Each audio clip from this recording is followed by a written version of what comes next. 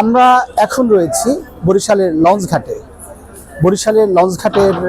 বরিশালের পরিস্থিতি, আইন শৃঙ্খলা পরিস্থিতি এই বিষয়ে আপনাদেরকে জানানোর জন্যই আমি এই বরিশালের লঞ্চঘাটে রয়েছি।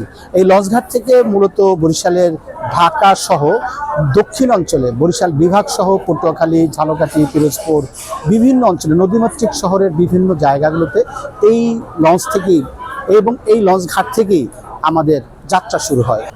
বরিশালের এই মুহূর্তে একেবারেই পরিষ্কার পরিচ্ছন্ন এমনভাবে বরিশালটি রয়েছে, মনে হচ্ছে ঈদ উৎসব শুরু হবে।